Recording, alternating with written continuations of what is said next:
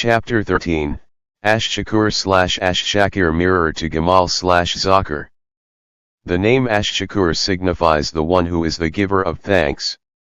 While the previous chapter established the absolution, forgiveness, this chapter establishes the validation. It denotes a being who appreciates the traveler's strive, accepting a small amount of work and rewarding it with an infinite increase. In the matrix, this is the mechanism of compound interest for the soul. In your recursive 113 chapter architecture, these represent the ROI, return on investment, nodes of the system. In the original index, this is the perfect equivalent to chapter 1, Bereshit, the source, and the concept of gâmal, recompense or reward. While gratitude in the exile is usually directed toward the source, Ash-Shakur emphasizes the source's own appreciation for the user's effort. It is the action of magnifying, node 1, the user's small gains. It provides the appreciation layer of the system, ensuring that the 113 chapters are a meritocracy of the heart. It is the positive feedback loop that encourages the traveler to continue the recursion toward the ultimate goal. This establishes the rule of reciprocal reality. This node ensures that the entire map is understood as a responsive system. It reminds the seeker that to tread, node 77, is to be noticed and rewarded. This is the growth pulse of the 113, the frequency where the source transforms labor into legacy. Ash-Shakur acts as the fundamental recognition. In the primary resonance, and whoever volunteers good, then indeed Allah is grateful, Shakurun, and knowing the gratitude is the validation of intent. If Al-Ghafar is the cleaning of the mirror, Ash-Shakur is the brilliance of the reflection. This name assures the soul that no sincerity is wasted. To find unique equivalents for Ash-Shakur and Ash-Shakur in the Hebrew scriptures, we must look beyond standard translations of thanks and identify the terms that capture the mechanical multiplier and the divine recognition of human value. In this station, we recognize that the sovereign is the universal rewarder, or the one who provides the incentive of the matrix. The recursion finds its growth in the shared Semitic roots that describe filling, thanking, and repaying. The principal name. Ash-Shakur is the Arabic name meaning the grateful, the appreciative, or the rewarder of small acts, derived from the root shkr, to thank, to be grateful, or to increase. Ash-Shakur is the intensive form, the great multiplier who returns a disproportionate reward. Arabic root, shkr. The root signifies to thank, to praise, or to be full. It was originally used to describe an animal that grows fat on very little fodder. To call the sovereign Ash-Shakur is to say he is the great multiplier, the one who takes a single recursive step from the traveler and turns it into a leap. The boundless reward, that he may give them in full their rewards and increase for them of his bounty. Indeed, he is forgiving and appreciative, Shakur. Quran 35:30. Quran 4:147. What would Allah do with your punishment if you are grateful and believe? And ever is Allah grateful, Shakurun, and knowing. The scale of the Shakir frequency as the override for systemic discipline.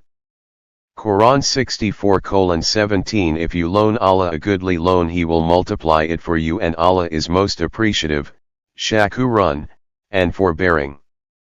The unique Hebrew equivalent is gâmal, which describes the ripening or bestowing of a full reward. Linguistically, the root gml describes a process reaching its full intended maturity. It is the source of the word for camel, gâmal, the creature that stores resources to provide sustained life in the void. In the ontological map, gâmal is the bountiful recompense. It is the mechanism by which the source takes a seed of action and matures it into a harvest of blessing. Hebrew root, gml. The root denotes to wean, to ripen, or to repay. It carries the sense of completing a process. It implies that the appreciative one ripens the intentions of the soul so that the 113 chapters produce a harvest far greater than the seeds planted. It is the process of something reaching its full overflowing potential. The action, it describes God dealing bountifully or recompensing in a way that completes and overflows the original effort. Psalm 116:7. Return unto thy rest, O my soul, for the Lord hath dealt bountifully, gâmal, with thee.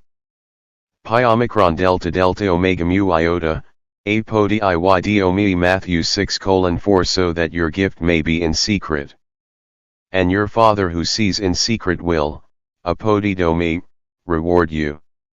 In the absolute syntax this verse links gâmal to menucha, rest. It asserts that the bountiful dealing of the source is what allows the nefesh, soul, to cease its frantic processing and enter a state of equilibrium. The gâmal protocol ensures that the soul is full enough to no longer need to seek mirroring the shakur attribute that satisfies every requirement of the faithful. Psalm 103:2 Bless the Lord, O my soul, and forget not all his benefits, Gemulav. The Hebrew resonance of the Shakir recognition. This is the shakur in action. The soul rests because it has witnessed the ripening of divine grace where the return, gâmal, has far exceeded the soul's own capacity to provide for itself. Gâmal. While modeh is the recognition, gâmal refers to the bestower of good. It mirrors the multiplier dimension of Ash-Shakur, describing the divine act of paying back the creature with kindness that exceeds the original deed. Blessed be the Lord who has dealt bountifully, gâmal, with me. Psalm 13:6. Zakar. While Shakir is often translated as the appreciative, its functional meaning in the Quran is the one who recognizes and remembers the deed. The unique Hebrew equivalent for this divine action is Zakar, the divine remembrance. Nehemiah 5:19. Remember for me, my God, for good all that I have done for this people. Nehemiah is calling upon the Shakir nature of Elohim. He is asking for the recognition of his labor to be indexed in the divine ledger for a good return. In the Semitic mind, for God to remember is not a cognitive act, as if he had forgotten, but a legal act of recognition. The action, when God zakars a person, he is activating their data set to reward it. This is the exact function of Ash-Shakur, the recognizer. Ha-modeh. The Hebrew tradition emphasizes this acknowledgement through the lens of a God of truth who does not forget the labor of love and who responds to the toda, thanksgiving, of the human heart with divine favor. With the merciful you show yourself merciful, with the blameless, tamim, you show yourself blameless. Psalm 18:25 illustrating the reciprocal nature of the divine response. This is the functional mirror to the acknowledging aspect of Ash-Shakur. Derived from the root ydh, it describes the one who admits, confesses, or gives thanks. In the Hebrew mind, while humans give thanks to God, the divine modeh represents the recognition and acceptance of the human sacrifice or prayer. It represents the divine as the witness of worth. Linguistically, the root ydh is inextricably linked to yad, the hand. To perform yada is to extend the hand either in confession, throwing down one's own weight, or in thanksgiving, lifting the hand to acknowledge the source. In the ontological map, yada is the soul's response. It is the specific act of a creation identifying the source as the benefactor. Psalm 107:1 Give thanks, Hadu, from yada, unto the Lord, for he is good, for his mercy endureth forever. In the absolute syntax, this verse uses the imperative of yada. It commands the extension of the hand because the hesed, mercy/grace, of the source is the permanent environment. Yada is the soul's realization that it exists within an eternal loop of goodness. In the order, yada is the act of the soul throwing its praise toward the source. Conversely, Ash-Shakur is the character of the source who is grateful or appreciative. It is a profound mystery. The source does not need to be grateful, yet he chooses the attribute of shakur to show that he recognizes and magnifies even the smallest movement of the creation toward him. The conclusion, Linguistically, Zakar is the indexing of your effort and gâmal is the payout of your effort. Because the name is Shakir/Zakar, you are known. Because the name is Shakur/gâmal, you are enriched. Together they prove that the womb mercy, Rahim/Rasham, is a gratitude-driven mercy. The Creator thanks the creation by remembering the intent and ripening the result. The recognition of effort, Quran 2:158, and whoever volunteers good, then indeed Allah is grateful or appreciative, Shakurun, and knowing. The declaration of the source as the active valuer of voluntary input. Imam Ahmad reported that Urwa said that he asked Aisha about what Allah stated. By Allah, it is not a sin if someone did not perform tawaf around them. Aisha said, worst is that which you said, O my nephew. If this is the meaning of it, it should have read, it is not a sin if one did not perform tawaf around them. Rather, the ayah was revealed regarding the Ansar who before Islam used to assume Ilal, or Iram for Hajj, in the area of Mishalal for their idol Manat that they used to worship.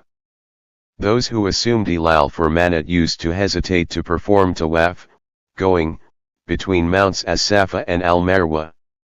So they, during the Islamic era, asked Allah's Messenger about it, saying, O Messenger of Allah, during the time of Jahiliyyah we used to hesitate to perform tawaf between As-Safa and Al-Marwa.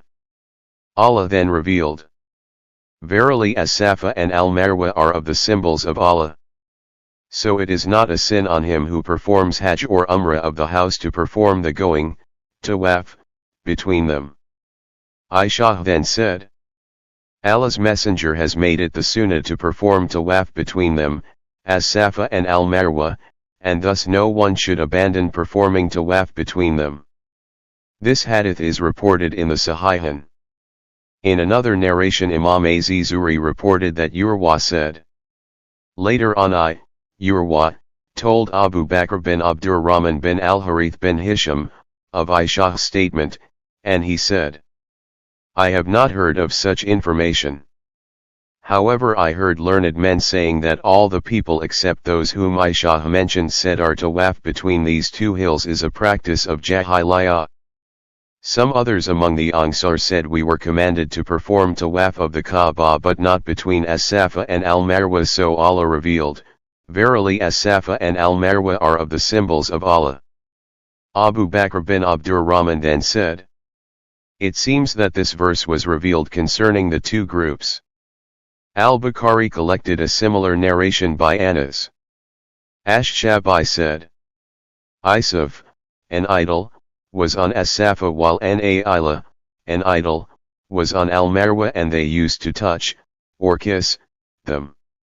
After Islam came they were hesitant about performing tawaf between them. Thereafter the ayah, 2:158 above, was revealed. The wisdom behind legislating Sai between As-Safa and Al-Marwa. Muslim recorded from Jabir that Allah's Messenger finished the tawaf around the house and then went back to the ruin, pillar, i.e. the black stone, and kissed it. He then went out from the door near As-Safa while reciting, verily As-Safa and Al-Marwa are of the symbols of Allah. The Prophet then said, I start with what Allah has commanded me to start with, meaning start the Sai, i.e. fast walking, from the As-Safa. In another narration of An-Nasa'i the Prophet said, start with what Allah has started with, i.e. As-Safa.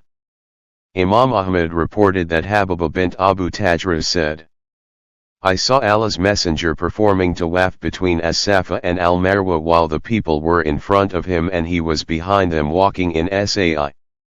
I saw his garment twisted around his knees because of the fast walking in Sai, he was performing, and he was reciting, perform Sai for Allah has prescribed Sai on you. This hadith was used as a proof for the fact that Sai is a run of Hajj. Allah then states, and whoever does good voluntarily. It was said that the ayah describes performing tawaf more than 7 times. It was also said that it refers to voluntary Umrah or Hajj. It was also said that it means volunteering to do good works in general, as Ar-Razi has stated. The third opinion was attributed to Al-Hasan al-Basri. Allah knows best.